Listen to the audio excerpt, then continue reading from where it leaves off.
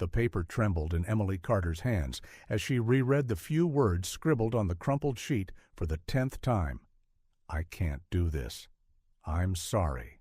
Ryan's hurried handwriting clashed with the elegant hotel stationer from the Plaza Hotel, where the wedding would take place in less than 24 hours, or rather, it should have taken place. It was ironic how just 2 hours earlier she had been holding another piece of paper in her hands, a positive pregnancy test. She had planned to reveal it to Ryan during their first dance as newlyweds. The small pink wrapper was still in her purse, forgotten amidst the chaos that morning had become. Emily let herself collapse into the chair of the luxurious hotel room, her legs no longer able to support the weight of the reality crashing down on her. The wedding dress, hanging like a silent sentinel near the window, now seemed to mock her shattered dreams. "Miss Carter?" The hesitant voice of the hotel coordinator broke into her thoughts. "The vendors are asking about the flower arrangements and—" "Cancel everything," Emily whispered, her voice cracking on the final syllable. "Just cancel everything. 8 months." It was hard to believe that in just 8 months her life had changed so drastically, only to fall apart in a matter of minutes. She still vividly remembered the day she met Ryan Davis. As a teacher at the prestigious Oakwood Elementary School, Emily was used to her calm routine teaching 3rd grade. That autumn afternoon, she had decided to take her students outdoors for a special art project, using fallen leaves to create collages. Ryan had appeared suddenly, his immaculate suit contrasting with the park setting. He was inspecting the area for his new real estate project, a luxury residential complex that would be built nearby. Initially, Emily confronted him, worried that the development might affect the green area her kids loved so much. "I promise I'll preserve every tree in this park," he had said, a genuine smile lighting up his face as he crouched down to help one of her students collect golden leaves. "In fact, I plan to expand the green space. Maybe we can even add an educational area for school projects." That moment marked the beginning of something Emily believed was magical. Ryan wasn't just another businessman driven by profit. He truly cared about the impact his projects had on the community. In the weeks that followed, he would coincidentally show up at Central Park during Emily's outdoor lessons, always bringing ideas to improve the space and eventually gathering the courage to invite her out for coffee. Their romance bloomed like the spring flowers soon to come. Ryan surprised her with small gestures: a special coffee delivered to the teacher's lounge in the morning, a rare teaching techniques book she had casually mentioned, tickets to the Children's Museum of Art. Every gesture showed that he really paid attention to who she was and what made her happy. The marriage proposal came during the opening of the new educational park he had developed, inspired by Emily's classes. On one knee, amid dozens of her students holding colorful balloons, Ryan had promised to make her the happiest woman in the world. Emily blinked, returning to the present. How could everything change so quickly? The past few weeks had been a whirlwind of wedding preparations, with Ryan seeming increasingly distant, but she had chalked it up to the stress of the major projects he was overseeing. Her fingers unconsciously brushed over her still flat abdomen. A life was growing there, or rather, 4 lives, as she would discover weeks later. The future she had so carefully planned now loomed as a giant question mark. Her phone buzzed in her purse for what felt like the 100th time, probably another message from Chloe, her best friend and maid of honor, or from her mother, or from the many guests who were beginning to learn about the cancellation of the wedding of the year, as local papers had dubbed the union of prestigious businessmen Ryan Davis and beloved teacher Emily Carter.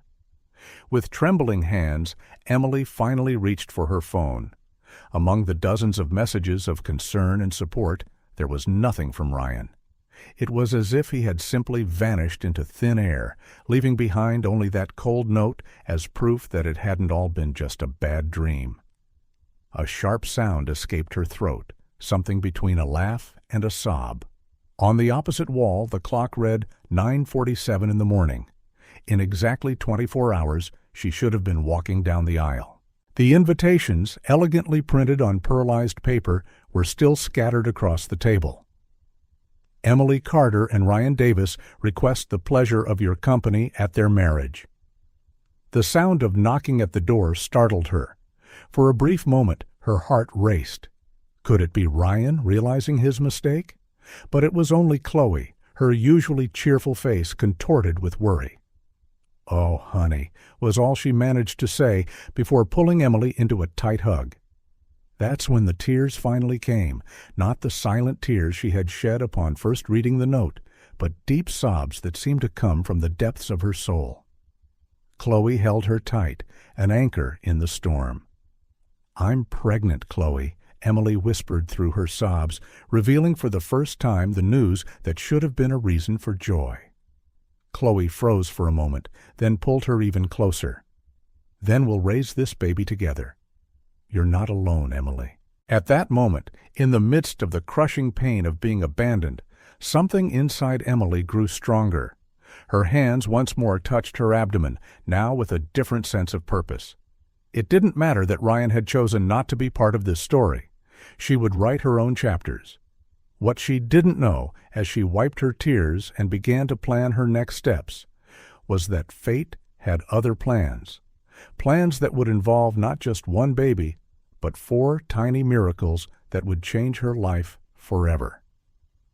And that, 3 years later, the past would come knocking at her door in a way she could never have imagined. Emily stood up, her legs still shaky, but her spirit strengthening with each breath. The wedding dress still hanging there would be returned, the flower arrangements would be canceled, and the dreams of a life by Ryan's side would have to be packed away. But a new dream was growing inside her, a dream that, though different from what she had planned, would be more powerful and transformative than she could ever imagine. "Are you ready to see your baby, Emily?" Dr. Johnson's gentle voice barely concealed her concern as she adjusted the ultrasound monitor. 3 weeks had passed since the wedding that never was, and Emily had finally found the courage for her first prenatal appointment. Chloe was gripping her hand tightly, both watching the black and white screen intently. The exam room was silent except for the rhythmic sound that began filling the space. Her heartbeat? Dr. Johnson frowned slightly, moving the transducer slowly. Her eyes widened slightly. "Oh, is something wrong?" Emily felt her heart speed up.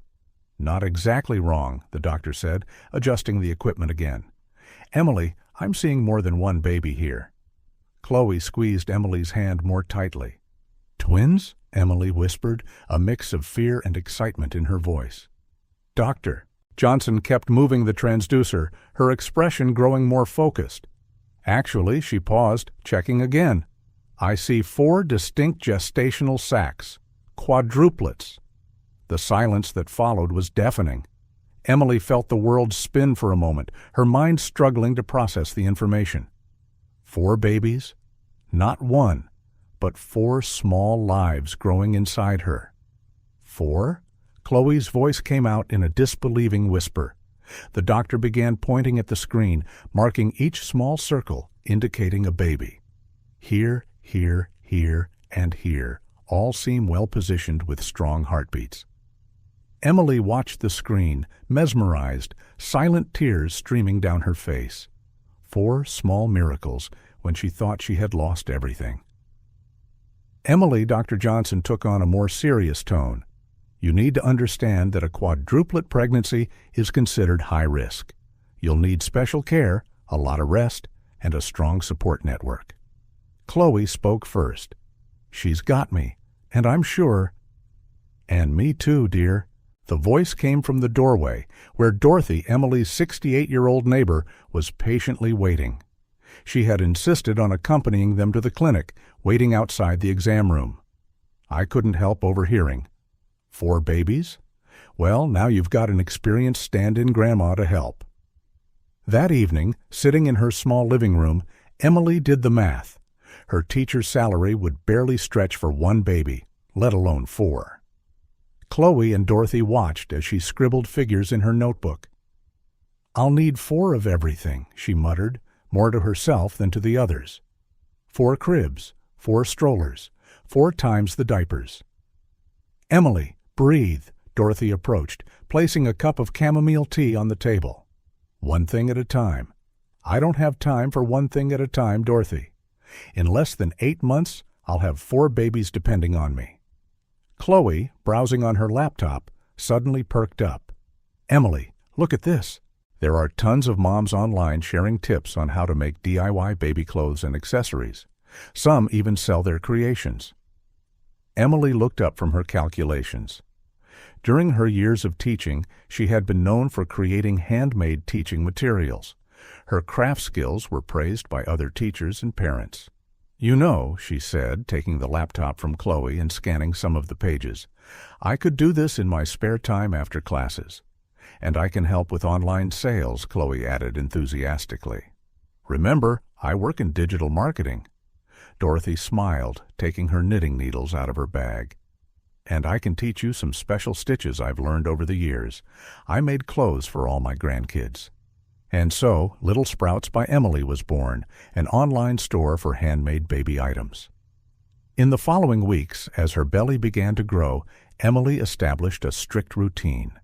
In the mornings, she taught her regular classes. At lunchtime, she offered extra tutoring sessions for students who needed additional help. In the afternoons, after school, she crafted items for her online store, with Dorothy always nearby, teaching new stitches and techniques. Chloe handled the technical side of the store, photographing products and managing social media. To everyone's surprise, Emily's delicate creations started getting noticed. Her personalized items, especially matching sets for twins and triplets, found a special niche among parents of multiples. "You need more rest," Dorothy insisted, seeing Emily working late into the night on yet another set of baby overalls. "I'll rest when the babies are safe, and I've saved enough for their first months," Emily replied, though she did accept leaning back on the couch while she sewed. Doctor visits became more frequent, and each ultrasound brought new anxieties and joys. All 4 babies were developing well, though Dr. Johnson remained concerned about the petite mother carrying 4 children.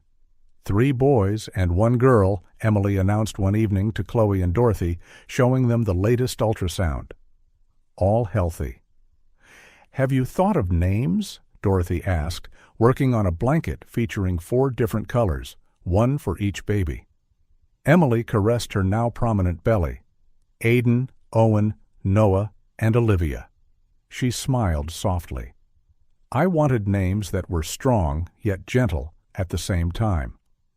As her pregnancy progressed, the school community mobilized to help. Parents bought her creations, teachers organized a surprise baby shower, and even the principal offered flexibility in her schedule.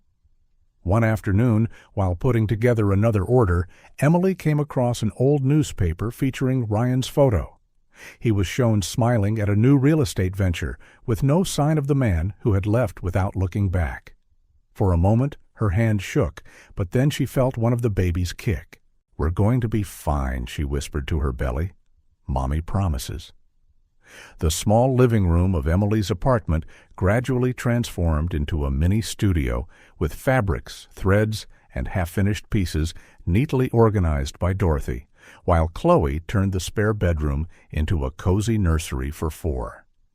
"It's a miracle," Dorothy remarked one night, watching Emily asleep on the couch, surrounded by partially made clothes, her belly huge at 8 months along.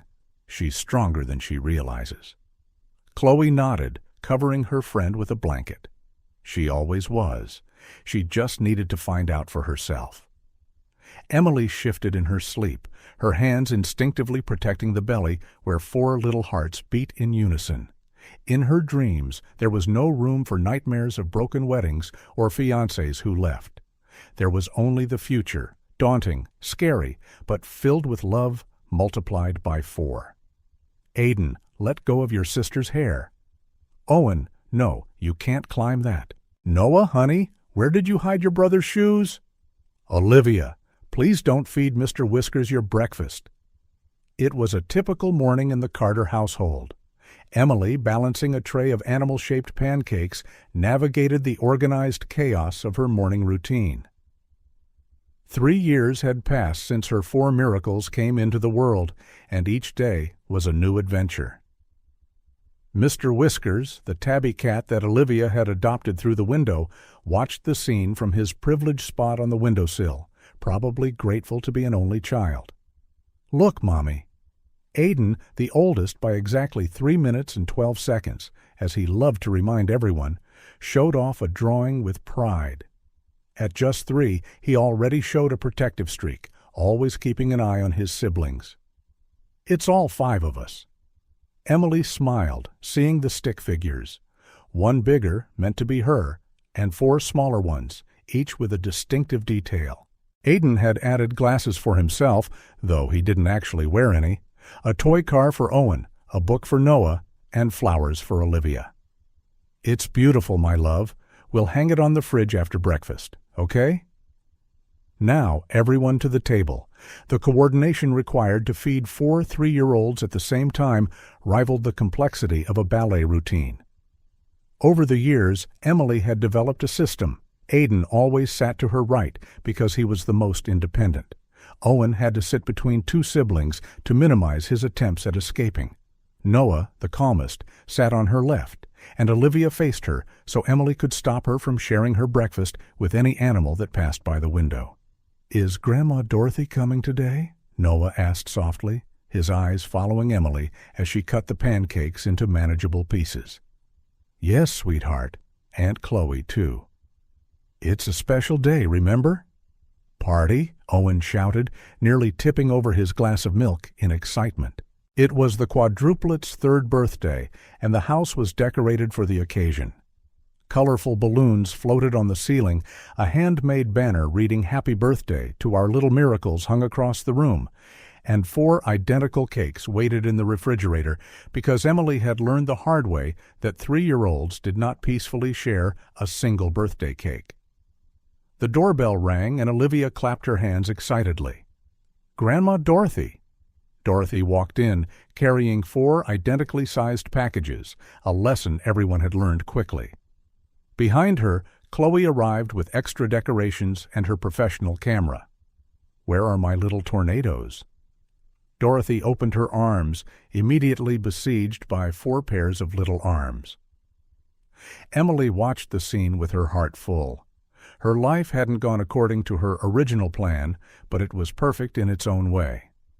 Her online store, Little Sprouts by Emily, had grown beyond her expectations, allowing her to work from home and dedicate herself full-time to the children.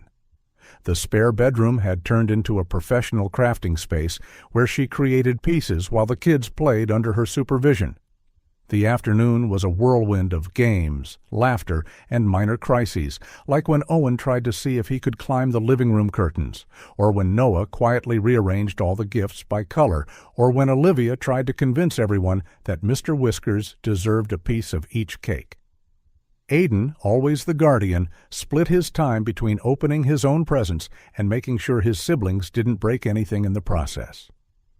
"They're so different," Chloe remarked, photographing the kids playing with their new gifts. "It's amazing how 4 people who share the same space for 9 months can have such distinct personalities." Emily nodded, watching her little ones. Aiden, with his protective nature, was already separating toys that could be dangerous.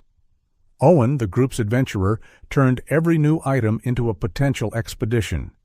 Noah, quiet and observant, studied each toy meticulously. And Olivia, sweet and sociable, was already planning how to share her new treasures with her siblings, and, of course, Mr. Whiskers. "Emily?" Chloe hesitated for a moment, biting her lip. "There's something I need to tell you." Something in her friend's tone made Emily tear her attention away from the children. "What is it?" Chloe took a business magazine from her bag. "I saw this at the newsstand this morning." Emily felt her heart skip a beat when she saw the photo on the cover. Ryan Davis, smiling confidently in a flawless suit beside his newest real estate venture. The headline read, "Real Estate King: How Ryan Davis Revolutionized the Luxury Market." "He's back in town," Chloe said softly. The article mentions he'll personally oversee the new downtown project. Emily looked at her children, oblivious to the emotional storm unleashed in her chest. 4 tiny versions of Ryan. The same green eyes, the same dimpled smile, even some mannerisms she couldn't fathom how they inherited. "Mommy, Owen's trying to stick his new car in his nose." Aiden's shout snapped her back to reality. "Am not," Owen protested, quickly hiding the car behind his back. "Yes, you are. I saw you. Noah saw it too, right, Noah?" Noah, caught in the crossfire, just shrugged and went back to organizing his new building blocks by size and color. Olivia, sensing the tension, immediately began distributing hugs to calm everyone down. "Everybody gets a hug." Emily took a deep breath, placing the magazine in the nearest drawer. This was their day. 4 candles to blow out, 4 smiles to capture in photos, 4 little hearts to protect. Whatever fate was planning with Ryan's return would have to wait. But when the children finally fell asleep that night, exhausted from so much celebration, Emily allowed herself to look at the photo again. Ryan hadn't changed much, maybe a few more lines around his eyes, a more mature demeanor.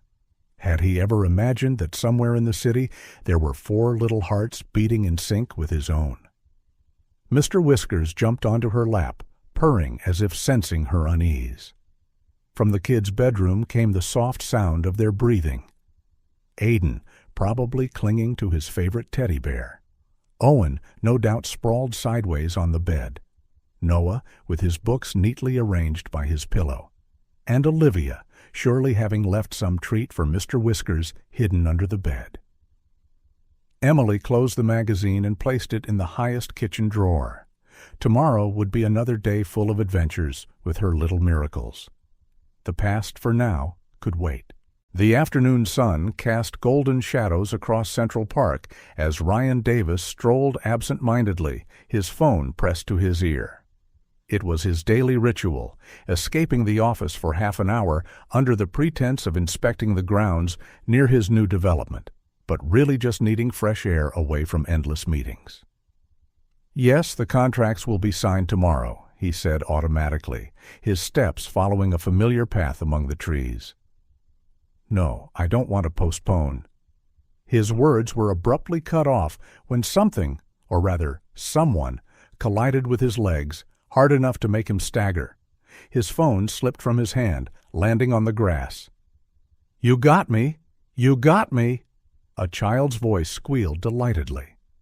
Regaining his balance, Ryan looked down to find 2 boys, no older than 3, tangled around his legs. One of them was laughing uncontrollably, while the other tried to stand up, adjusting a rumpled blue t-shirt. "Sorry, mister," said the boy in the blue shirt, helping his brother. Surely they were brothers. They were identical right down to the mischievous grin, back to his feet. And then it happened.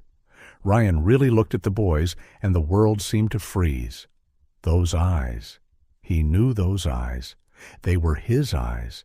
And those dimples in their smiles. It was like looking at his own childhood photos. "Owen! Noah!" a woman's voice called out, and Ryan felt his heart freeze. He knew that voice.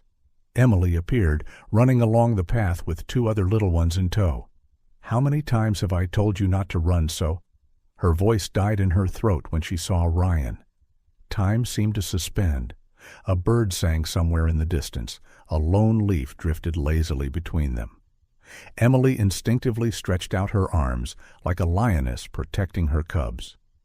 Aiden, ever watchful, immediately sensed the tension and hid behind his mother's legs. Olivia, clutching her favorite doll, waved timidly at the stranger, more out of habit than willingness. Owen and Noah, still excited from running, barely registered the historic moment unfolding. Ryan could feel his heart pounding against his chest. 4. There were 4 children, 4 little versions of himself, sharing his features, his gestures. His mind screamed conclusions he barely dared to acknowledge.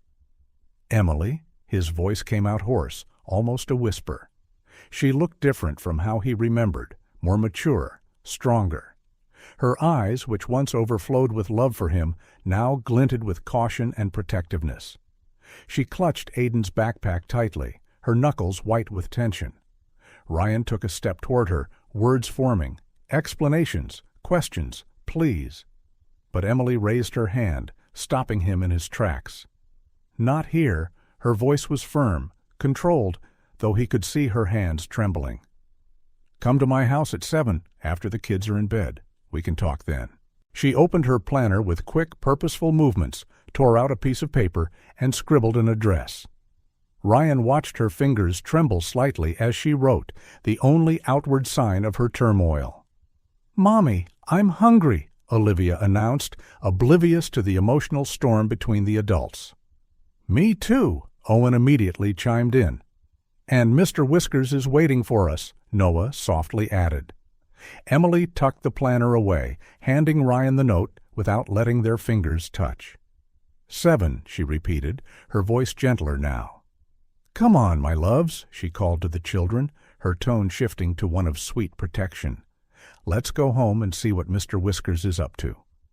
Ryan stood frozen, watching as she gathered the children with the efficiency of someone who'd perfected this routine over the years. Aiden shot him one last wary look before taking his mother's hand. Olivia waved again, now more animated by the mention of food and the mysterious Mr. Whiskers. Owen and Noah, still brimming with energy, began a new chase toward the park gate. The paper in his hand was shaking, or was it his hand that shook? The letters danced before his eyes. An address, a few numbers, a whole life's worth of secrets condensed on a tiny slip of paper. His phone still lay on the grass, the call long since dropped. As he bent to pick it up, Ryan noticed something else on the ground. A small toy dinosaur, probably dropped during the collision. It was blue, with a few scuffs, and a child's name printed on the bottom in shaky handwriting. Noah. Ryan held the toy as if it were made of glass. In his mind, images overlapped at dizzying speed. Emily on the day they met. Emily on the day he proposed. Emily just moments ago, protecting 4 small miracles that shared his traits. The sound of children laughing still lingered in the air, now distant. Ryan checked his watch. It read 2:47 p.m. In just over 4 hours, he would have answers to questions he hadn't even known he needed to ask. In just over 4 hours, his life would never be the same. Carefully tucking the dinosaur into his suit pocket, he started walking toward his office, each step echoing with the weight of 3 years of absence, of missed moments, of first words not heard and first steps never witnessed. The sun continued its path across the sky, indifferent to the emotional earthquake that had just occurred under its rays. A soft breeze swayed the empty swings in the park, like a pendulum counting down the hours until the next chapter of this story would begin. At exactly 7 p.m., the doorbell rang. Emily took a deep breath, checking the monitor in the children's room one last time. All 4 slept peacefully, exhausted from the morning's excitement at the park. Aiden clung to his favorite teddy bear. Owen had kicked off all his blankets. Noah slept surrounded by his storybooks, and Olivia clutched her beloved doll. Her footsteps sounded heavy as she walked to the door. Beyond it, Ryan waited, still in his work suit, though his tie was loosened and his jacket was creased from hours of restless pacing. "Come in," she said simply, leading him to the living room. The house was quiet, broken only by the soft ticking of the clock on the wall and the gentle purring of Mr. Whiskers, who watched the visitor suspiciously from the windowsill. Ryan paused in front of a photo collage on the wall, snapshots of the past 3 years he had missed. The first moments in the hospital, 4 tiny bundles in Emily's arms, their first birthday, frosting covering happy faces, first steps, first words, first time at the beach. These are 3 years of stories you don't know. Emily broke the silence, her voice controlled, but with a slight tremor. Ryan turned to her, pulling something from his pocket. "Noah left this at the park," he said, holding out the small blue dinosaur. Emily took the toy, her fingers accidentally brushing his. The brief contact sparked an electric current through them both, a flood of memories from a not-so-distant past. "Why?" Ryan's voice came out rough, laden with emotion. "Why didn't you ever tell me about them?" It was as if something inside Emily finally broke. 3 years of bottled-up anger, sleepless nights, silent tears, all erupted at once. "Never told you?" Her voice rose an octave, tears of anger welling in her eyes. "I tried to tell you dozens of times. Calls, messages, visits to your office." Ryan stepped back, stunned. "What are you talking about? I never—" "The first time was 3 days after you left," Emily continued, words pouring out like a dam bursting. "I went to your office. Your assistant said you were in a meeting. I left a message. 20 messages. I called so many times I memorized the hold music at your company." She walked over to a drawer, pulling out a worn folder. "Here, every call record, every email I sent. 15 attempts in the first month, 12 in the second, until I finally understood you didn't want to be found." Ryan took the papers with trembling hands, his eyes scanning the dates, the times, the desperate attempts at contact. "Emily, I swear I never received any of this. Don't you dare!" She snatched the papers back. "Don't you dare pretend you didn't know. You chose to leave. Pregnant or not, you left. Just a note, as if 8 months of our lives meant nothing." The silence that followed was deafening. Ryan staggered to the couch, collapsing as if his legs could no longer hold him. "4," he murmured, looking at the pictures. "There are 4 little lives that I—" A sharp cry interrupted the conversation. "Olivia?" from the children's room monitor. "Mommy?" came the groggy, frightened voice of the little girl over the intercom. Emily straightened up immediately, years of maternal instinct kicking in. "You have to go," she said firmly. "Now isn't the time." "Emily, please." "No, Ryan. There are 4 children upstairs who are my only priority right now. We have to handle this step by step, for their sake." Olivia's cry grew louder. Emily was already halfway up the stairs when Ryan called out to her. Can I see them again?" She paused, one hand on the banister. "We'll figure this out like adults, Ryan. For their sake. But for now, go." Ryan walked to the door, his steps as heavy as lead. Before leaving, he stopped, watching Emily ascend the stairs. Through the still active monitor on the table, he could hear her soft, reassuring voice. "Mommy's here, Princess." It was just a bad dream. The door closed quietly behind him, but Ryan couldn't bring himself to move. Standing on the porch, he could still hear Emily humming a lullaby, the same lullaby his own mother used to sing to him before his father left. Realization hit him like a punch to the gut. He wasn't just the man who had abandoned Emily. He was the father who had abandoned his children, repeating a cycle he had sworn never to continue. Mr. Whiskers watched him through the window, his feline eyes conveying all the judgment Ryan felt he deserved. On the sidewalk, his driver waited patiently, unaware of the emotional earthquake that had just taken place inside that seemingly ordinary house. Ryan pulled out his phone, staring at the lock screen. The photo of his latest corporate triumph, which had seemed so important until that morning, now looked utterly meaningless. Somewhere in that house, 4 little hearts beat in sync with his, and he had missed 3 years of each beat. The moon began to rise in the sky, silvery and indifferent to the drama unfolding beneath its glow. Ryan finally moved toward the car, each step echoing with the weight of his past choices and the responsibility of his future decisions. Before getting into the vehicle, he looked back one last time at the lit window on the 2nd floor, where Emily was still softly singing to Olivia. The curtains swayed gently in the nighttime breeze like a page turning in a story far from finished. 3 days after that initial encounter, Ryan once again stood before Emily's door. This time he wasn't burdened by surprise, but by a different kind of anxiety. In his hands he held an old wooden box.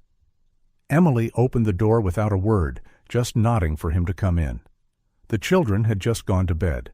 He could see a few toys still scattered around the living room, silent witnesses to another day of adventures he hadn't witnessed. "Did they sleep well?" Ryan asked quietly, his eyes landing on a child's drawing pinned to the fridge. 4 stick figures, plus a bigger one. Aiden had a bit of trouble. "He always gets restless when it rains," Emily answered, surprising even herself with the natural way she shared such a detail. Ryan absorbed that small piece of information about his oldest son like a man dying of thirst in the desert. Every detail about the children was a treasure he clung to desperately. "I need to show you something," he finally said, sitting on the couch and placing the wooden box on the coffee table. "I need you to understand." Not as an excuse, but an explanation. Emily sat in the armchair opposite him, keeping her distance, but her eyes betrayed a cautious curiosity. Ryan opened the box with reverent care. Inside, there was a worn teddy bear, a few old photos, and a yellowed envelope. His hand shook slightly as he picked up one of the photos.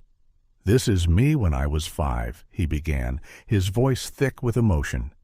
"Taken on my birthday, the last one I spent with my father." Emily leaned forward imperceptibly, looking at the photo of a smiling boy with the same dimples she now saw in their children. That night, Ryan went on, his voice low and tense. "My dad said he was going out to buy more film for the camera. He never came back." The silence that followed was heavy with the weight of painful memories. "I spent years making up excuses for him." Ryan let out a humorless laugh. "Maybe he got lost. Maybe he had an accident.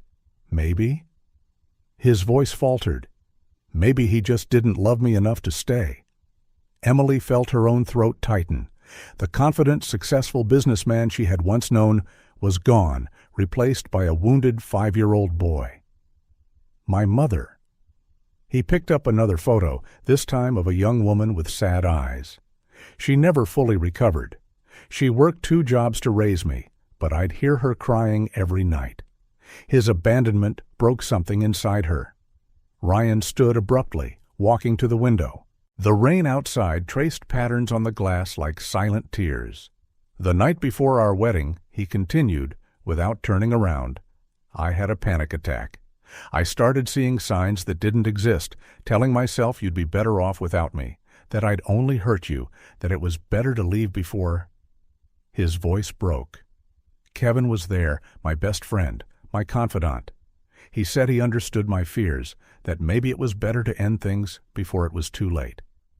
Emily felt her own hands trembling. "So you just left?" "Like a coward," Ryan admitted, finally turning to face her. "I left a note." "A note?" "Just—" His voice rose in self-condemnation, exactly like my father had done. His gaze fell on a recent photo of the children on the coffee table. 4 smiling faces after a day at the pool, their hair wet, eyes shining with happiness. "And now," he continued, his voice barely above a whisper, "I realize I've done something even worse. I didn't just abandon you, Emily. I abandoned 4 innocent lives before I even knew they existed." Ryan sank onto the couch, picking up the photo of the children with trembling hands. "Aiden has my eyes. Owen has that mischievous grin I had at that age. Noah? Noah is quiet, the way I was quiet. And Olivia?" He touched his daughter's face in the photo with infinite tenderness. "She has my mother's gentle manner." Emily watched in silence, feeling her defenses begin to crack under the raw vulnerability he was showing. "I spent so long trying not to be my father," he went on, tears now freely streaming down his face, "that I became an even worse version of him. At least he knew his son for 5 years before leaving." A distant rumble of thunder made the house tremble slightly. Through the kids' monitor, they heard Aiden stir restlessly in his sleep. "I can't change the past," Ryan said, wiping his tears with the back of his hand. "I can't get back the 3 years I missed. But, Emily," he looked her in the eyes for the first time that night, "if you'll let me, I want to do the right thing now. Not for me, but for them." Emily felt her own tears falling. For the first time in 3 years, she didn't see the man who had abandoned her, but a 5-year-old boy waiting for his father to return with film that would never arrive. The sound of small footsteps on the stairs broke the moment. Olivia appeared, clutching her doll, sleepy eyes half open. "Mommy?" "I dreamed about butterflies." Ryan quickly gathered the photos back into the box. Emily went to her daughter, lifting her into her arms. "Let's get you back to bed, Princess. I'll tell you a story about butterflies." Before climbing the stairs, she turned to Ryan. "Tomorrow. We can talk more tomorrow." Ryan nodded, picking up his box of memories. As he left, he could hear Emily's gentle voice from upstairs, telling a story of butterflies that got lost in the rain, but found their way home.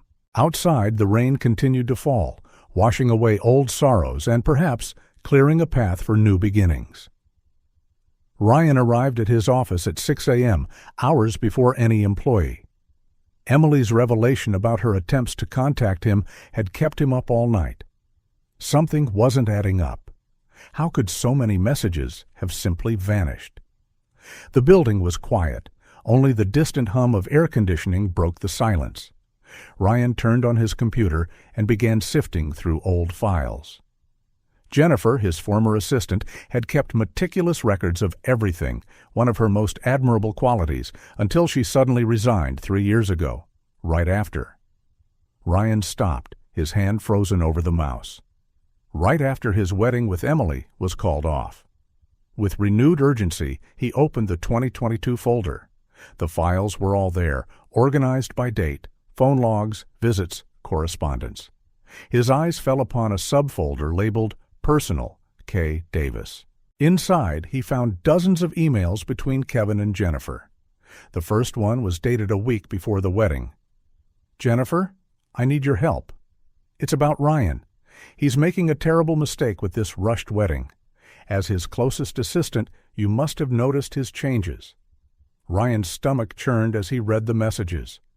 Kevin had manipulated Jennifer, convincing her that the wedding would destroy the company, that Emily had ulterior motives, that Ryan needed to focus on his career.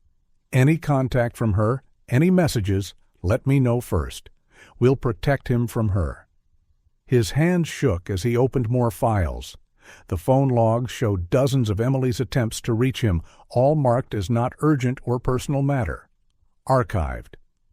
"Mr. Davis, she came again today. She seemed very upset. I did as instructed and told her Mr. Ryan was in a meeting." Ryan stood up so abruptly that his chair slammed against the wall behind him. He crossed the corridor to the physical records room. In the 2022 section, he found a folder labeled Pending Correspondence. Inside, yellowed with time, were Emily's notes. "Ryan, we need to talk. It's urgent. Please call me." "Ryan, I know you don't want to see me, but this is important." "Ryan, it's about our The last note was incomplete, Emily's handwriting shaky and stained with what looked like tears. "Mr. Davis?" His current assistant's voice startled him. "I'm sorry. I didn't know you were already here. Mr. Kevin just arrived and—" "Where's Jennifer now?" Ryan interrupted, his voice tense. "Jennifer? She's been working at the West Coast branch ever since." "Since when?" "Since Mr. Kevin transferred her right after—" Ryan was already leaving the records room, Emily's yellowed note clutched in his hand. He strode straight to Kevin's office, opening the door without knocking. Kevin sat at his desk, a steaming cup of coffee in front of him. His usual smile faltered at the look on Ryan's face. "Mike, is everything—" Ryan threw the notes onto the table. "Explain." Kevin looked at the papers, color draining from his face. "Where did you—" 3 years, Kevin." Ryan's voice was dangerously calm. "For 3 years, you hid her attempts to contact me. Mike, I can explain." 3 years? Ryan pounded the desk so hard the coffee cup toppled, staining the notes. "I have 4 children, Kevin. 4. And I've missed the first 3 years of their lives because you decided to protect me?" Kevin stood, hands raised defensively. "You were panicking. You were going to throw everything we built away over a rushed romance. I just wanted—" "You just wanted what?" Ryan advanced, his voice trembling with fury. "To manipulate me? To keep me away from her? Why?" The silence that followed was deafening. Kevin looked away, but not before Ryan caught something in his eyes, something he should have noticed years ago. "You?" Ryan stepped back, realization hitting him like a punch. "You had feelings for her." Kevin didn't respond, but his silence was all the confirmation needed.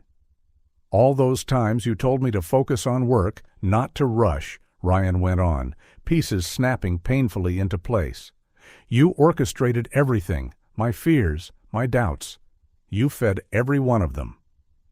"I loved her," Kevin finally admitted, his voice low. "From the very first day you introduced her. But she only had eyes for you. So when you started showing doubts about the wedding—" "You saw your chance," Ryan spat, disgust evident in his tone. "I thought that once you left, she might eventually—" Kevin ran a hand over his face.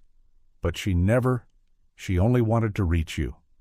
Ryan grabbed his phone, opening the photo gallery. He pulled up a picture Emily had shared. 4 smiling faces, all with his dimples, his eyes. "Look," he practically shoved the phone at Kevin. "Look at what you made me miss." Kevin paled even more as he saw the photo. "Mike, I didn't know about the kids. I swear, I didn't know." "No," Ryan pocketed his phone. "You only knew she was desperately trying to contact me, that it was something urgent. But you decided you knew what was best." Ryan walked over to the window, staring at the city waking up below. How many mornings like this had he lost? How many chaotic breakfasts with 4 toddlers? How many first smiles, first words, first steps? "I want your letter of resignation by the end of the day," he finally said, not turning around. "And Kevin, if you so much as try to contact Emily or go near my children—" The threat hung in the air, too obvious to need finishing. Kevin merely nodded, defeated. When Ryan left the office, the sun was already high in the sky. In his pocket, Emily's yellowed notes felt like lead, silent witnesses to 3 lost years he could never get back. His phone vibrated, another message from Emily with a photo. Olivia had woken up early and was attempting to make pancakes with Aiden's help. The kitchen was a mess of flour and happy faces. Ryan sat in his car, staring at the photo for a long minute. The past couldn't be changed, but the future was still in his hands. Ryan parked in front of Emily's house on a Saturday afternoon, his car loaded with carefully chosen packages. He'd spent hours in the educational toy store, picking meaningful gifts. For Aiden, a little scientist kit. For Owen, building blocks. For Noah, a set of illustrated books. For Olivia, an art set. "Remember," Emily said as she opened the door, "they're young. Don't expect too much from this first visit." The sound of laughter and running feet came from the living room, where the quadruplets were playing under Mr. Whisker's watchful eye. Ryan's heart pounded. This would be his first real interaction with his children. "Kids," Emily called gently, "remember the friend of Mommy's we met at the park? He's here to visit us today." Aiden reacted first, stopping his game to watch the visitor with curious eyes that were a mirror of Ryan's own. Owen, who'd been trying to build a fort out of cushions, immediately abandoned his project and ran to see what was happening. Noah glanced up from his favorite book, but stayed put. Olivia, who had been brushing a doll's hair, offered her usual friendly wave. "I brought some things for you," Ryan said, his voice trembling slightly as he sat on the rug, keeping a respectful distance. "Presents?" Owen asked excitedly. "Like Christmas?" "Owen," Emily gently cautioned, "let Ryan show us what he brought." Ryan began taking packages from a large decorated bag. "This one is for Aiden," he said, handing over the first box. Aiden approached cautiously, accepting the gift with a whispered, "Thank you," that squeezed Ryan's heart. He opened it methodically, his eyes going wide at the science experiment kit. "Look, Mommy," he exclaimed, showing Emily. "It even has a real microscope." "And this one is for Owen," Ryan went on, handing him a second gift. Owen practically snatched it from his hands, ripping the wrapping paper enthusiastically. "Wow, building blocks! Can I build a castle? Or a spaceship? Or a space castle? Do you know how to build space castles? The barrage of questions made Ryan laugh, easing some of the tension. We can try building whatever you want. Noah hadn't moved from his corner, so Ryan brought the gift over to him. I hear you really like stories, he said softly. Noah accepted the package carefully, running his small fingers over the cover of the first book he revealed. It has dinosaurs, he murmured, a tiny smile on his face. And for Princess Olivia, Ryan handed over the last present, feeling his heart melt as she smiled even brighter. Look, Mr. Whiskers! Olivia showed the art set to the cat, who observed everything with a characteristic air of superiority. Now I can make portraits of you? Soon, the living room turned into an organized chaos of playtime. Owen insisted Ryan help build the biggest space castle in the world, while Aiden set up his microscope with intense concentration. Did you know ants can carry 50 times their weight? Aiden remarked suddenly, surprising Ryan with his knowledge. Really? What else do you know about ants? That was enough to start a lengthy explanation about insects, with Aiden showing impressive knowledge for his age. Noah, though still reserved, occasionally came over to show a particularly interesting illustration from his new books. This T-Rex, he explained quietly, was the king of the dinosaurs. Olivia alternated between drawing and observing the others, occasionally gifting her artistic creations to everyone. This is you, she told Ryan, handing him a colorful drawing of a tall figure holding hands with 4 little ones. Ryan felt tears forming as he looked at the simple yet meaningful artwork. Emily, watching from nearby, also appeared moved. Snack time, she announced, noticing the children were starting to show signs of tiredness.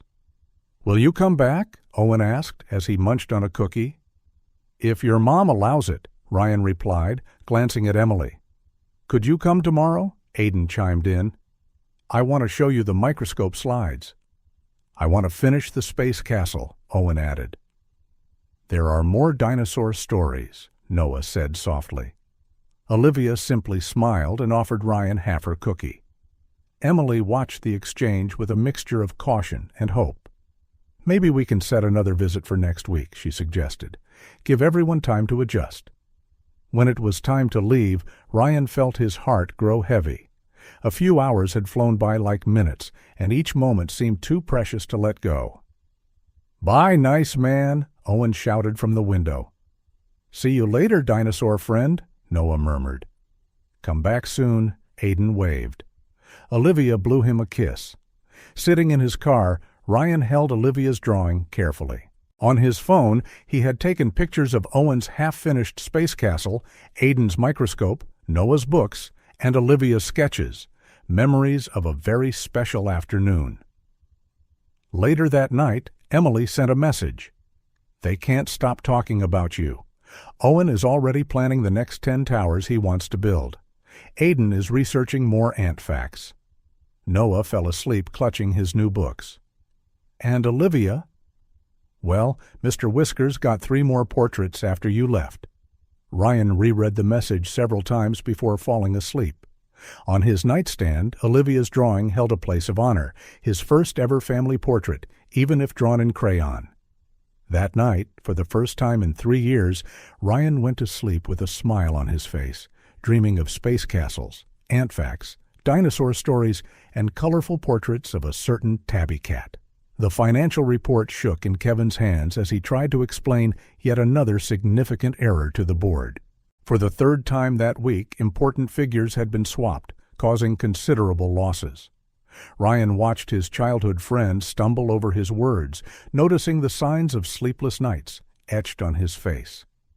Meeting adjourned, Ryan announced, dismissing the other executives. Kevin, my office.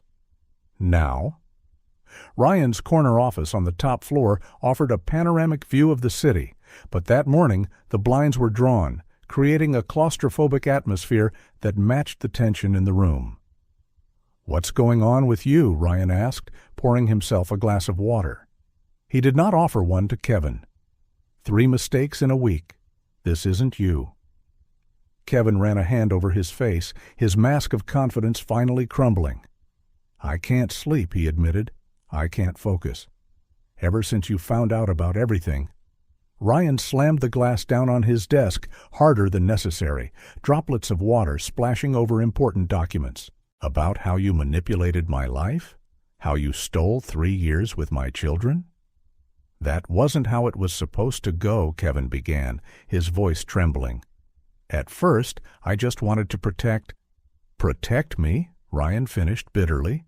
"Save me from a rushed marriage? Or did you have other motives, Kevin?" The silence was deafening. Kevin sank into a chair, suddenly looking much older than his 35 years. "I loved her," he whispered, the words leaving him like a painful confession. "From that first day in the park when you introduced us, the way she smiled, how she talked about her students, how she genuinely cared about everyone and everything."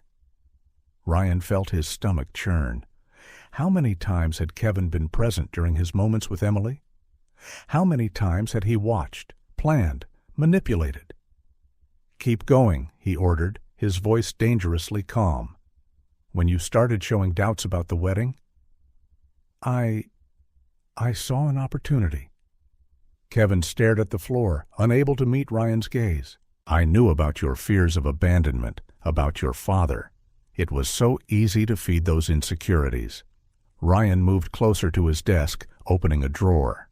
From inside, he retrieved a stack of papers, Emily's messages and notes from years ago.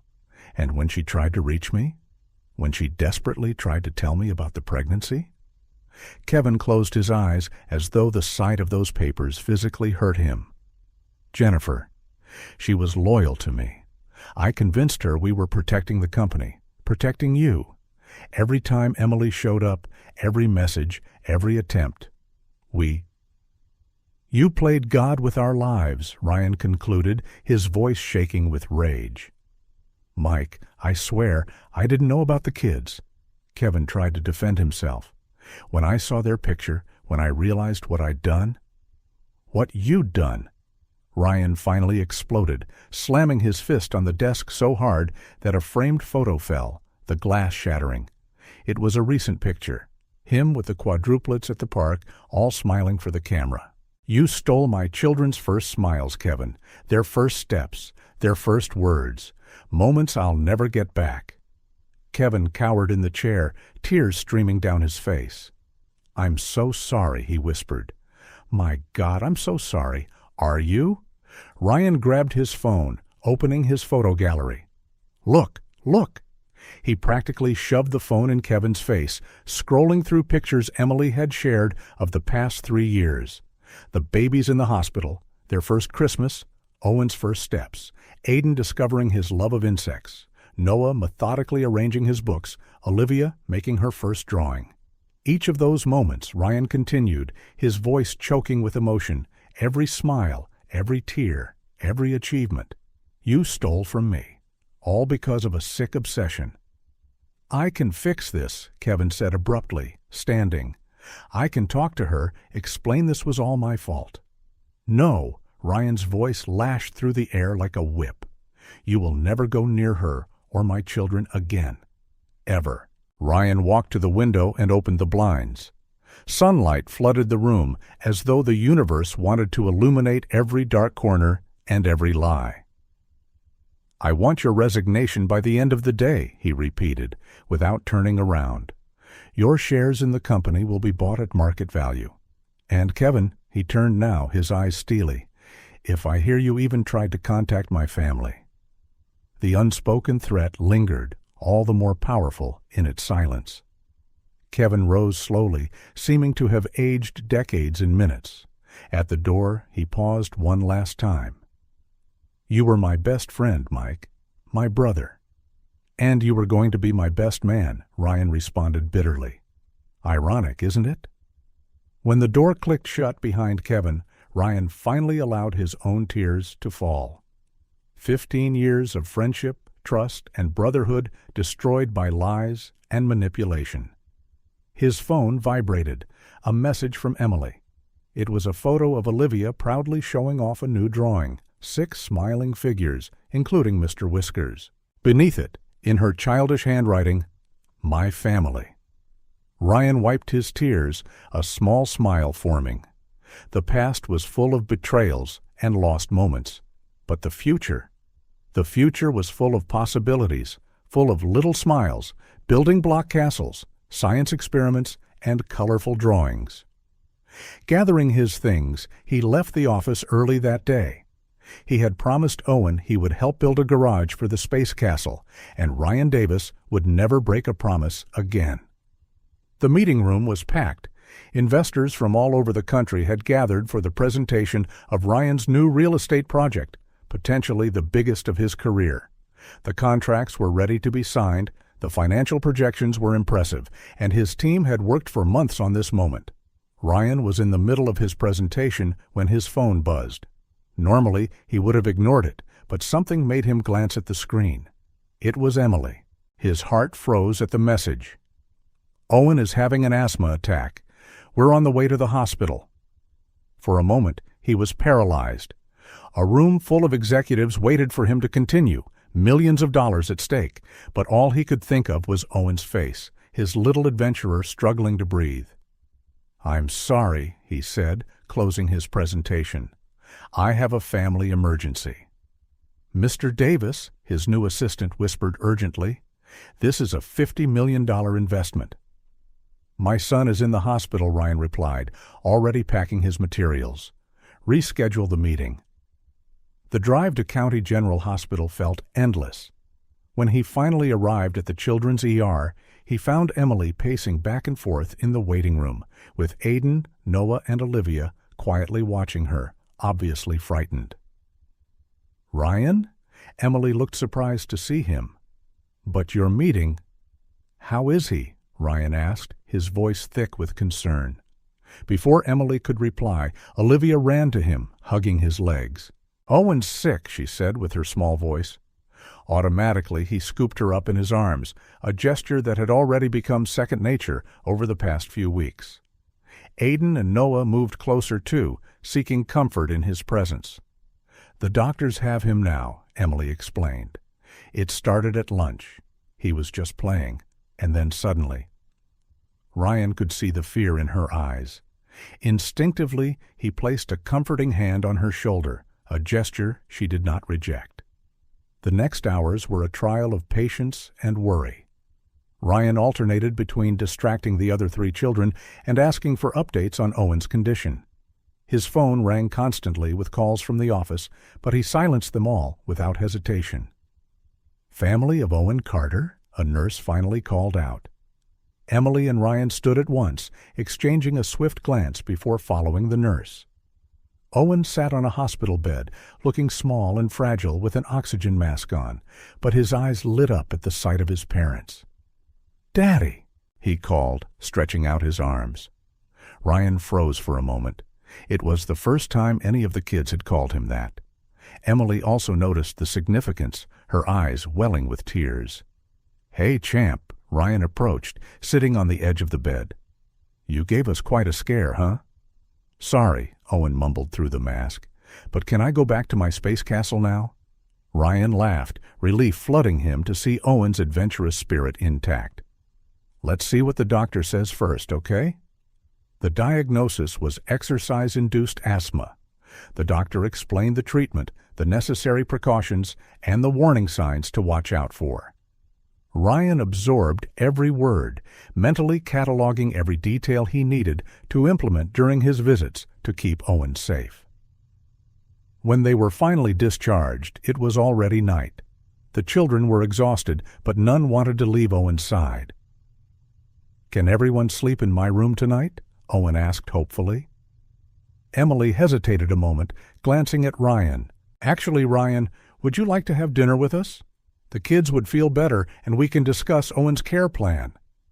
"Yes!" Olivia exclaimed before Ryan could respond.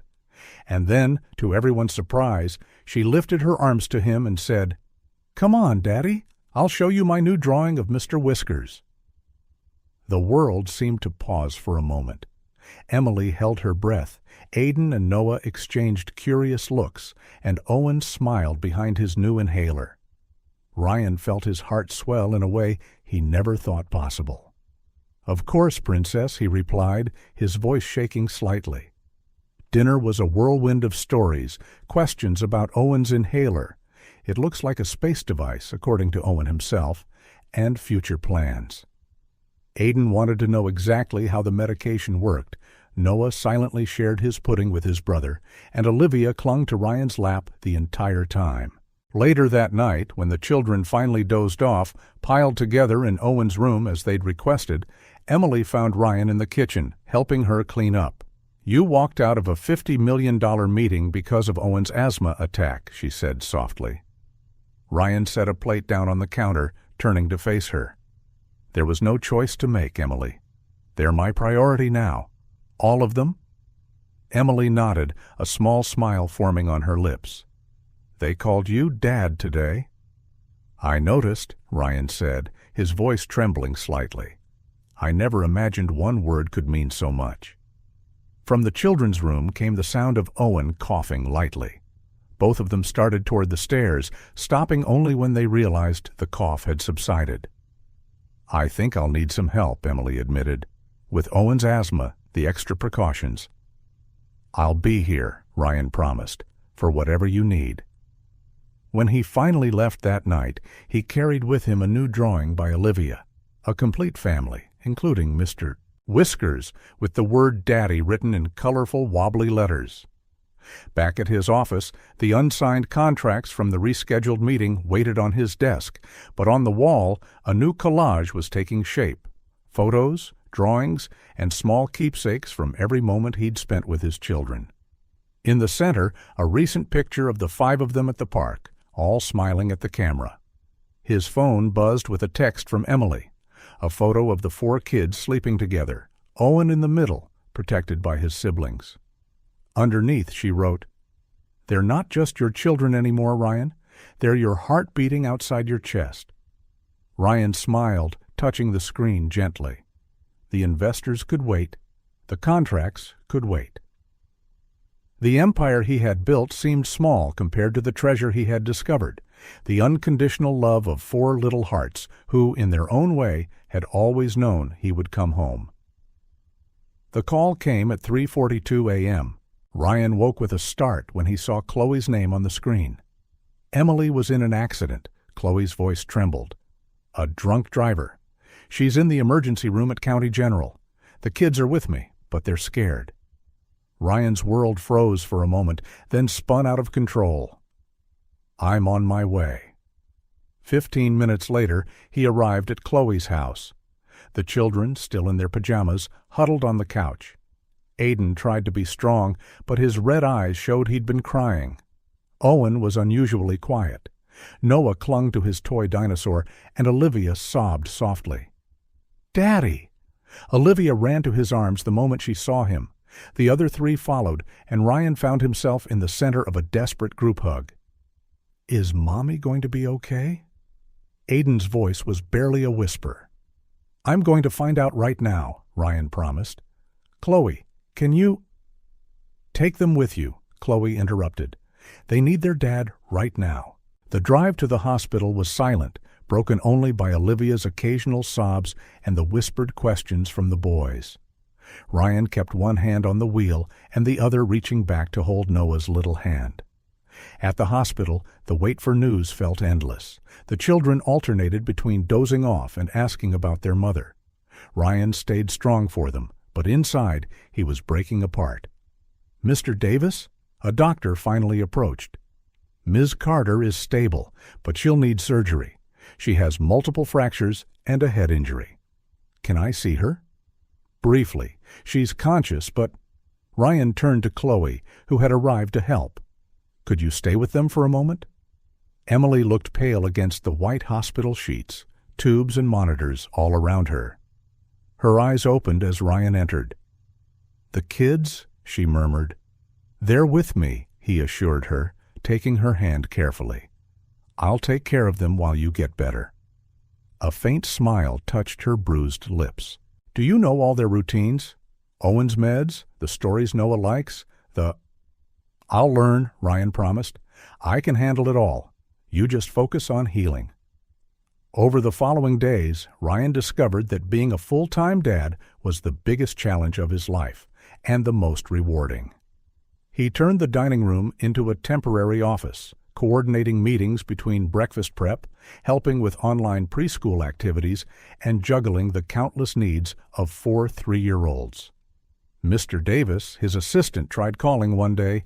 The investors are worried about your absence and, sorry, I need to go. Olivia just spilled juice on Owen's inhaler. The routine was exhausting but necessary, waking up at 6 a.m. to make breakfast, ensuring Owen took his asthma medication, helping Aiden with his science experiments, listening to Noah read dinosaur tales, admiring Olivia's new drawings. Between tasks, he visited Emily in the hospital. The kids made drawings to decorate her room, and Ryan kept a photo diary so she wouldn't miss a thing. Aiden tried making pancakes today, he said, showing photos on his phone. Well, he tried. The kitchen was a disaster, but he was so proud. Emily looked at the pictures, tears in her eyes. They look happy. They miss you, but we're managing, Ryan said. He hesitated.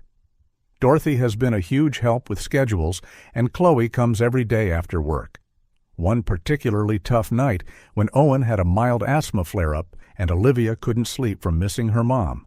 Ryan found himself on the kids' bedroom floor, all 4 of them nestled around him as he read stories late into the night. "Daddy?" Aiden asked sleepily. "Will you stay with us forever now?" Ryan felt his heart clench. "Yes, buddy. Forever." "Even after Mommy comes home?" Noah asked quietly. "Even then. If you and your mom want me to." Olivia, already half asleep, murmured, "I do." 2 weeks after the accident, Emily was well enough for longer visits. Ryan brought the children, all carrying handmade gifts. "Look, Mommy." Owen proudly showed her a block castle he'd built with Ryan's help. "Daddy helped me make one just like it at home. And he figured out how to do my braid like you do," Olivia added, showing off her not-so-perfect but lovingly made hairstyle. "He knows all the dinosaur stories, too," Noah commented quietly. "And he lets us do experiments in the kitchen," Aiden said, "but only after we clean up properly." Emily watched all of them with tears in her eyes. Not only had Ryan maintained their routines, but he had also created his own traditions with them. He'd learned each preference, each fear, each joy. "How did you manage?" she asked once the kids had fallen asleep in the hospital chairs. Ryan looked at the 4 little ones, all tuckered out. "They taught me. Aiden showed me how to be patient. Owen taught me to be brave even when I'm scared. Noah showed me that sometimes love is quiet.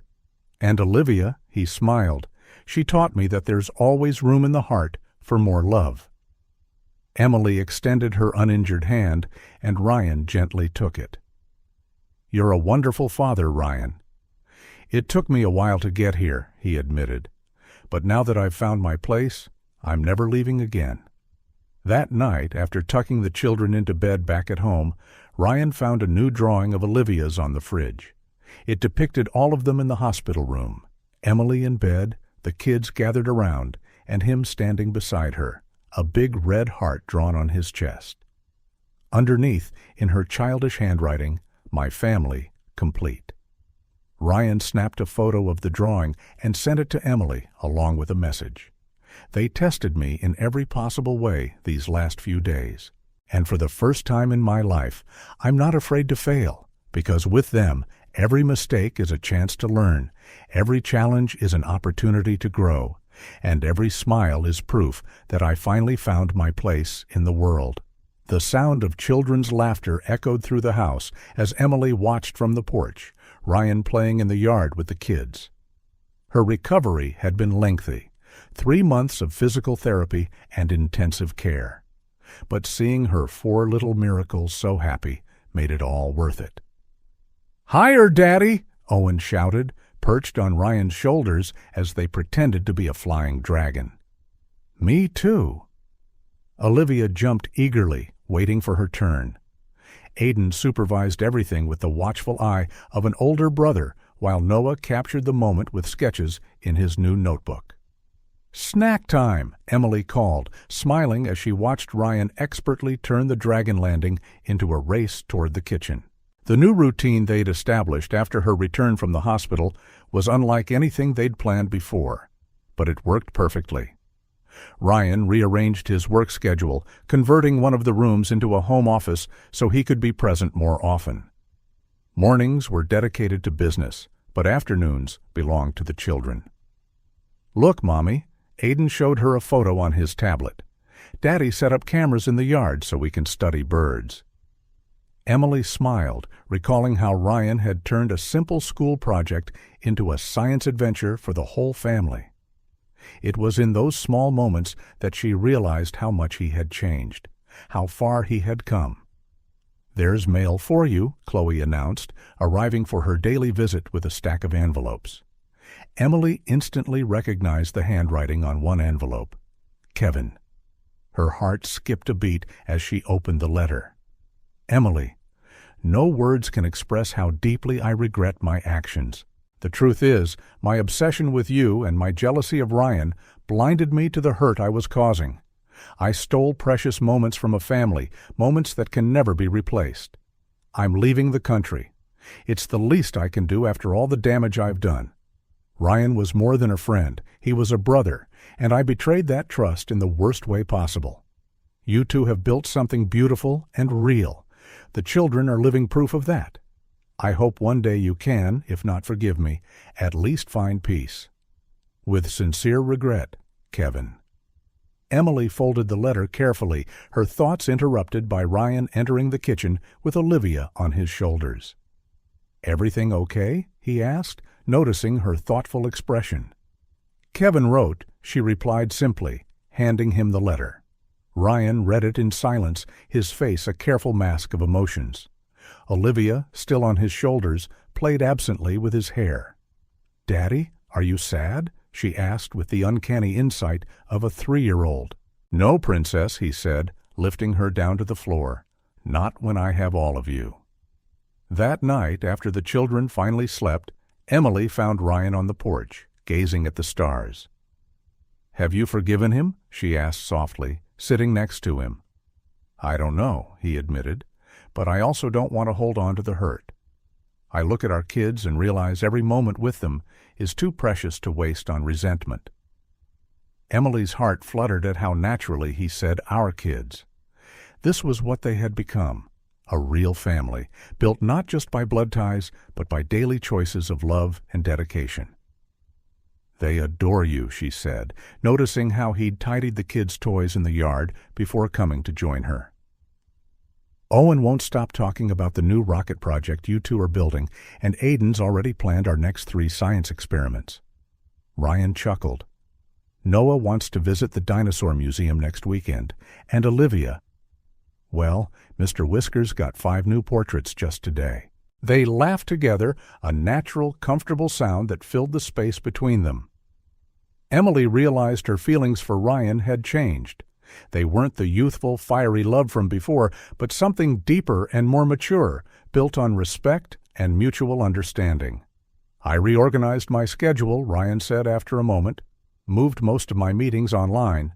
I don't want to miss any more important moments." "How did you convince the investors?" "I showed them that a CEO who can balance family and work makes more empathetic, mindful decisions." He grinned. Besides, Owen made a special guest appearance in one of the video calls. After he explained his space rocket project in detail, nobody dared to question my priorities. Emily laughed, imagining the scene. Her little astronaut could charm anyone with his enthusiasm. Mr. Whiskers chose that moment to join them, leaping elegantly onto Emily's lap. From the children's room came the faint sound of Noah talking in his sleep, likely dreaming of his favorite dinosaurs. "Sometimes," Emily confessed, "I look at all of this and can't believe we got here." Ryan reached out, gently touching her hand. "We took some detours, had some obstacles, but we ended up exactly where we were meant to be." His touch was gentle, full of unspoken promises that were still understood. Emily laced her fingers with his, letting herself feel the familiarity and comfort of that contact. Somewhere inside the house, a clock softly chimed midnight. The yard was peaceful except for the quiet hum of crickets and the calm breathing of the two adults. It was a moment of peace, acceptance, and fresh starts. "Emily," Ryan began, but he was interrupted by a sleepy call. "Mommy? Daddy?" It was Olivia, standing in the doorway with her favorite doll. "There's a monster under my bed." Ryan stood up first, extending his arms to their daughter. "How about we check together, Princess? Mommy can come too." Olivia nodded sleepily, already snuggling into her father's arms. Emily followed them inside, her heart overflowing with love for the little family they'd forged. As they chased away Olivia's nighttime fears with stories and cuddles, Emily realized that some bridges, when rebuilt with care and love, become stronger than they were before. In that house full of children's laughter, colorful drawings, and dreams of rocket ships, they were building something truly extraordinary. A family. Dinner had been especially lively that evening. Owen recounted his school adventures, constantly interrupted by Aidan correcting the scientific details of his stories. Noah quietly shared his pudding with Olivia, who, in turn, tried to get Mr. Whiskers to taste her peas. Now the children were playing in the yard under the orange glow of sunset. Ryan watched from the porch as Owen and Aidan built what looked like a space station from fallen branches. Noah sketched intently in his notebook, and Olivia made a flower crown for Mr. Whiskers, who observed with typical feline dignity. Emily joined him, carrying 2 cups of tea. The aroma of chamomile filled the air between them, blending with the scent of garden flowers and the children's distant laughter. "They look happy," Emily commented, handing 1 cup to Ryan. "You've done an amazing job with them," he replied, his eyes following the movements of their little miracles. "We've done it," she gently corrected him. "Over the past months, you've been the father they always deserved, Ryan.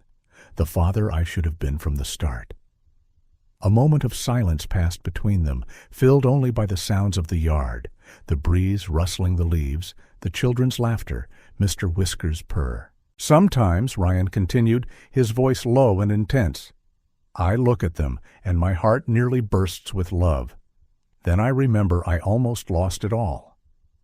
Emily observed his profile in the fading sunlight, noticing how different he looked from the young businessman she'd first met years ago. There was a depth in his eyes now, a wisdom that only comes through loss and learning. "Emily," he turned to look at her, his eyes shining with contained emotion, "I need you to know something." He set his teacup on the porch table, his hands trembling slightly. In the yard, Olivia had convinced Noah to make a matching flower crown for Mr. Whiskers. "I never forgot you," Ryan admitted, his voice husky.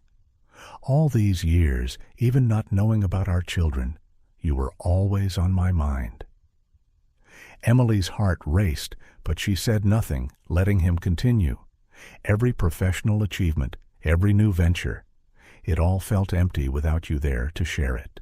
On the loneliest nights, I caught myself wondering how life would be if I hadn't been such a coward, if I had faced my fears instead of running. A gentle breeze stirred the porch curtains, carrying the sound of Owen explaining to Aidan why their space station absolutely needed a slide for emergencies. "I know I caused immeasurable pain," Ryan said, his voice shaking, "not just to you, but to 4 little hearts I didn't even know existed. And maybe it's too much to ask, after everything—" He paused, summoning courage. In the yard, Olivia had finally managed to place a second flower crown on Mr. Whiskers' head, and the cat seemed surprisingly content with his regal accessory. "But if you're willing," Ryan met her eyes, "I want to try again. Not as we were before, young and impetuous, but as we are now, older, stronger, with 4 amazing reasons to make it work." Emily felt tears forming, but she didn't hold them back. "I won't run this time, Emily. he vowed, his voice gaining firmness. "There's nothing in this world I want more than to make you and our children happy. The 5 of you are my home, my heart, my reason to wake up smiling every morning." In the yard, the children had paused their games, observing the scene on the porch with curiosity. Mr. Whiskers, still adorned with his flower crown, found a better vantage point.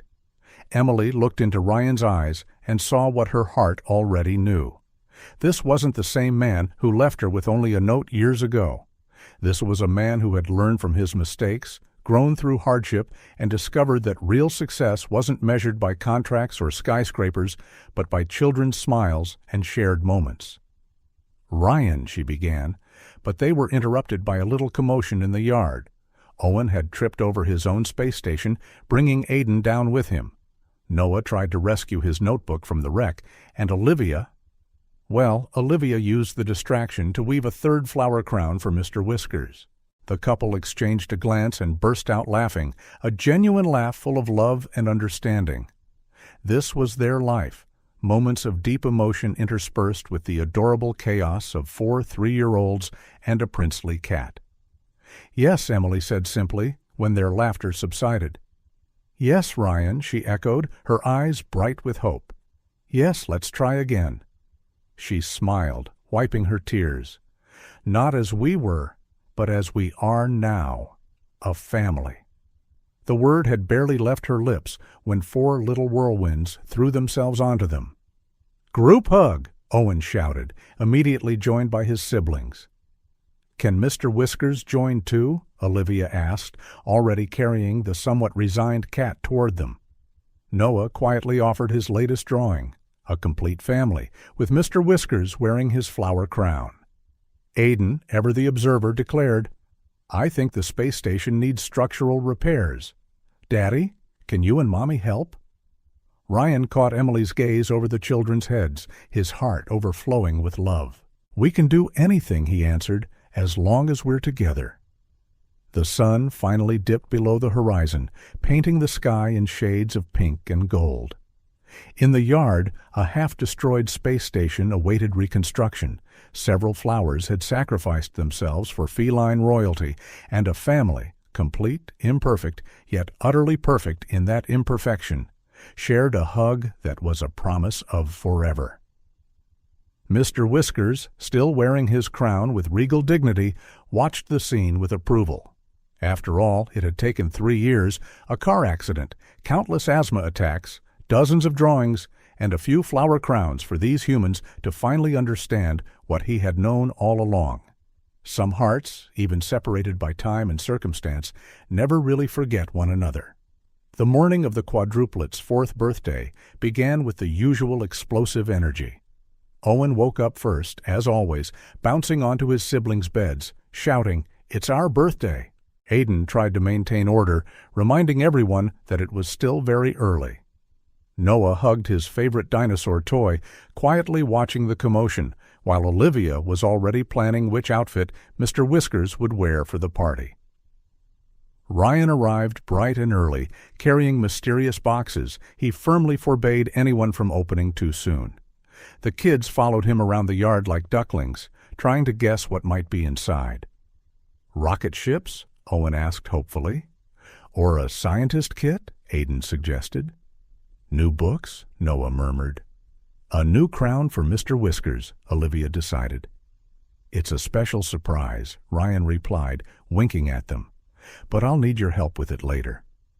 Emily watched from the kitchen, where she was busy making 4 different birthday cakes, a tradition since their first birthday. Chocolate for Owen, vanilla for Aiden, strawberry for Noah, and confetti for Olivia. By afternoon, friends and family had gathered. Chloe helped with decorations, Dorothy oversaw the buffet, and Mr. Whiskers kept watch from his regal spot on the windowsill, wearing a bow tie Olivia insisted he needed for the occasion. The children raced around the yard, which was decked out with colorful balloons, playing the games Chloe had set up. Emily couldn't help noticing how nervous Ryan seemed, checking his phone constantly and whispering with the kids between activities. "Is everything all right?" she asked, finding him once again fussing over the mysterious boxes. "Perfect," he said, kissing her forehead, "just making sure everything goes according to plan." As the sun began to set, painting the sky pink and gold, Ryan gathered the children for a special moment. Emily looked on curiously as he handed each child something from the boxes. "Mommy," Aiden said solemnly, "can you come to the backyard gazebo?" Emily followed her oldest son to the gazebo, decorated with twinkling lights. The soft music playing at the party faded, and it seemed all the guests had positioned themselves strategically around the gazebo. Then it began. Aiden entered first, holding a silver balloon spelling out "Will." Owen came next, carefully balancing his balloon with "U." Noah, surprisingly confident, carried "Mary." Olivia, beaming, completed the phrase with "Me?" and a heart-shaped balloon. Emily brought her hands to her mouth, tears already forming in her eyes as Ryan approached. He looked handsome in a navy blue suit, the same shade he wore the day they first met in Central Park. "Emily," he began, his voice thick with emotion, "our love started off rocky, went through a lot of twists, but now—" He knelt down, taking a small velvet box from his pocket. "Now I know we're ready for our happily ever after." The children gathered behind him in a perfect semicircle, still holding their balloons. Mr. Whiskers, as if grasping the significance, left his windowsill perch to sit elegantly near Olivia. "When I left you that day," Ryan continued, "I was running not just from you, but from myself, from all my fears and insecurities. I didn't know I was also running away from the greatest blessing life could give me, our family." Owen could barely stand still with excitement, subtly held back by Aiden. Noah smiled shyly, and Olivia was already crying happy tears, even though she was too young to fully grasp the moment. "Fate gave us a second chance," he said, opening the box to reveal a delicate ring with 4 small blue stones encircling a central diamond. "Through 4 little miracles who have your eyes, your heart, and, thank goodness, your common sense," he joked, drawing emotional laughter from the crowd. "This time," he went on, "there's no fear, no doubt, only certainty. The certainty that my place is by your side, raising our children, building memories, facing every adventure life brings." Emily couldn't hold back her tears any longer. They streamed down her face. "Emily Carter," Ryan pronounced each syllable with love, "would you do me the honor of becoming my wife? Will you allow me to spend the rest of my life trying to be the man you and our children deserve?" Before Emily could answer, Owen blurted out, "Say yes, Mommy, then we can eat cake." The tension of the moment broke in a burst of laughter. Aiden rolled his eyes at his brother, Noah smiled behind his balloon, and Olivia began tossing flower petals she'd stashed in her pockets for precisely this moment. "Yes," Emily answered amid tears and laughter. "Yes, 1,000 times. Yes." Ryan stood and enveloped her in a passionate kiss, sealing the promise. The children immediately abandoned their balloons to join in the hug, turning the romantic moment into a big family group embrace. "Now we're a real family," Olivia declared happily. "We already were, Princess," Ryan gently corrected her as he slipped the ring onto Emily's finger. "This just makes official what our hearts already knew." The party continued late into the night, now a double celebration. The 4 cakes were cut amid laughter and well-wishes. Owen managed to get chocolate frosting on his new suit. Aiden made an impromptu speech about being the firstborn, and thus the first to approve of Dad.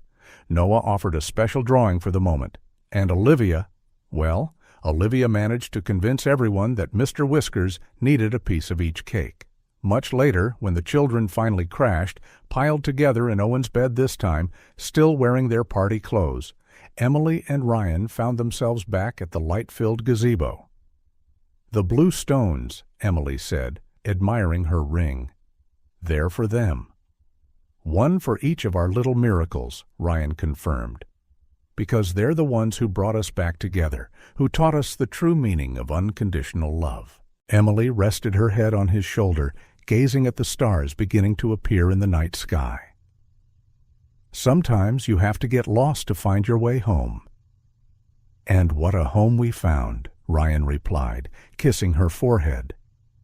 From the children's room drifted the soft sound of their peaceful breathing. Mr. Whiskers, still sporting his bow tie, kept watch at the foot of the bed, guarding the little one's sleep. In the yard, the balloons from the proposal still floated gently in the night breeze, their letters now forming not a question, but a declaration of the love that had overcome time, distance, and every obstacle. Because sometimes life's greatest treasures come disguised as challenges. Sometimes a broken heart is needed to truly learn how to love. And sometimes it takes 4 little miracles to show 2 stubborn hearts that real love, when it's true, always finds its way back home.